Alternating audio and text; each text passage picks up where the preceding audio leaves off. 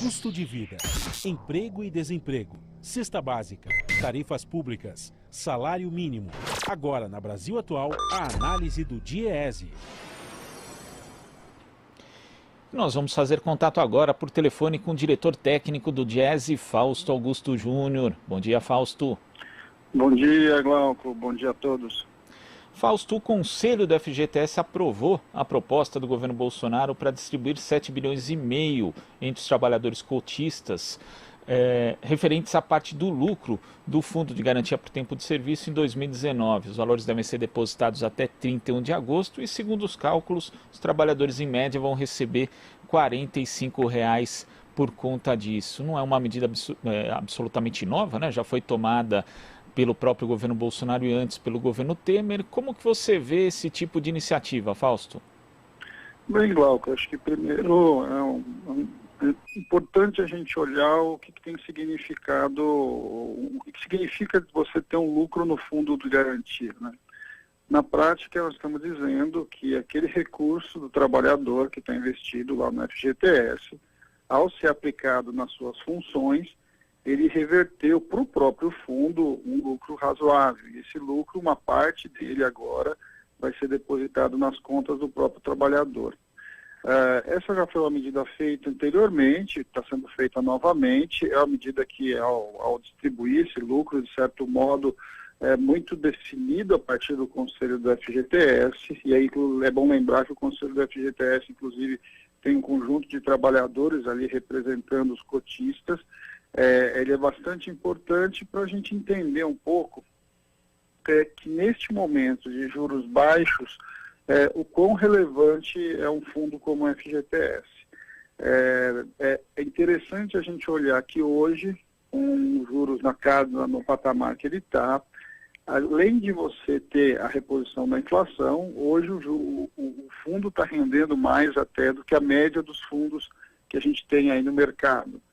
O que coloca para nós uma boa discussão sobre se o problema do rendimento do FGTS anteriormente, que se dizia que era um rendimento baixo, na prática é um rendimento baixo ou era a taxa de juros no Brasil, que era sempre muito, muito acima do que deveria ser, o que inibia, inclusive, investimentos, como, por exemplo, do fundo em relação à casa própria. É bom lembrar, Glauco, que no caso do FGTS, esse é um grande fundo público que tem como função social um investimento em habitação, né? Habitação, saneamento, ou seja, os recursos vinculados ali que estão na Caixa e que de alguma forma financiam o Estado para políticas públicas importantes. E isso nos coloca algumas discussões neste momento. Será que esse conjunto de medidas que o governo Bolsonaro tem feito na direção de desconstruir o fundo estão no caminho certo? Acho que essa é uma pergunta que todos nós temos que fazer, uma vez que o Brasil depende muito desses grandes fundos públicos, que é o caso do FGTS e o caso do FAT, para financiar uma parte significativa da sua estrutura. E eu acho que esse é um debate que tem que ser colocado. Mais até importante do que quanto do lucro foi para as contas, será que o processo de abertura e de retirada de recursos do FGTS, como está sendo proposto, de um lado e de outro, a gente sabe que lá na ponta a discussão é quase que de extinção do FGTS, uma vez que você está propondo em algum momento, aí pelo menos tem sinalizado, fazer a tal da desoneração da folha, inclusive pelo FGTS, faz sentido, ou vai descapitalizar um fundo que está mostrando hoje, inclusive, que ele traz taxas de retorno, inclusive para o trabalhador, acima, inclusive, da taxa de juros operada pelo mercado. Acho que essa é uma discussão bastante importante que a sociedade precisa fazer, porque o FGTS, de alguma forma, ele é um patrimônio não só dos trabalhadores em geral, mas da sociedade brasileira. E quando se fala nessa descapitalização, Fausto, pegando dados aqui de 2019, no ano foram 125 bilhões e 300 milhões sacados das contas, mas aí modalidades previstas em lei, como demissão por justa causa, aposentadoria, compra de imóveis, mas outros 26 bilhões foram retirados por meio do programa de saque imediato, que liberou até R$ 500 por conta, sendo que esses saques também já foram utilizados no governo Temer, mais de uma vez foram utilizados agora também na pandemia durante o governo Bolsonaro.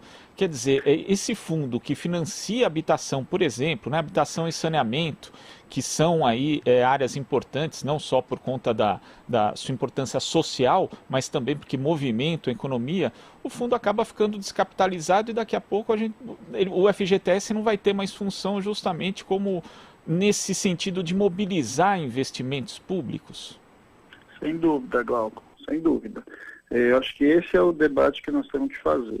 É claro que o fundo ele é uma poupança individual de cada trabalhador, e como poupança individual de cada trabalhador, ele tem ali as regras para que você possa acessá-lo. Normalmente essa regra está vinculada a uma emergência, ou seja, o fato de você ter uma doença grave, ou o fato de você estar ali perdendo o seu emprego.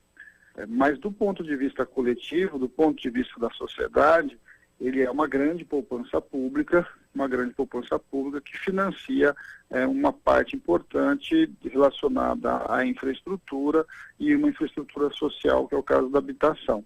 Quando a gente olha para o fundo público, né, no debate que a gente tem, a gente sabe que o Brasil sempre careceu de uma poupança para investimento, né? E nós temos dois grandes fundos que foram criados exatamente para isso, um FGTS e outro FAT. Essas poupanças públicas que dão capacidade para o Estado fazer o investimento necessário, em especial em áreas que sem o aporte do Estado, você dificilmente teria iniciativa privada fazendo esse tipo de investimento. Esse é um debate. Por que o atual governo pensa em desmobilizar esses dois grandes fundos? Inclusive, não é só a ponta da ampliação da possibilidade de retirada da poupança pública. O que o governo também está propondo é desonerar as empresas da obrigação deste depósito para o FGTS. Ou seja, quando você desobriga as empresas, no tal da desoneração da folha que se fala tanto, uma das coisas que você vai fazer é reduzir a entrada do fundo. Ao reduzir a entrada do fundo, na verdade, você vai estar, de um lado, diminuindo essa poupança de segurança, né, esse recurso de seguro que, de certo modo, o trabalhador tem para a sua emergência, mas vai estar também reduzindo essa poupança pública. Ao reduzir a poupança pública, a intenção do governo é discutir com a sociedade ou tentar implementar a visão de que você vai gerar uma nova poupança privada. E essa discussão de poupança privada tem a ver com a proposta de reforma da Previdência e de capitalização, que o governo, logo quando entrou, colocou em discussão e que foi derrotado no Congresso Nacional, mas que o governo ainda vislumbra em algum momento implementar.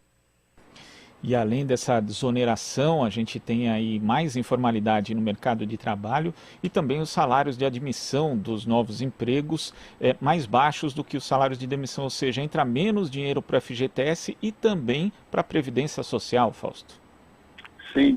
Quando você amplia a informalidade de um lado e de outro, quando você aumenta a taxa de rotatividade do mercado, você tem uma retirada maior desse fundo.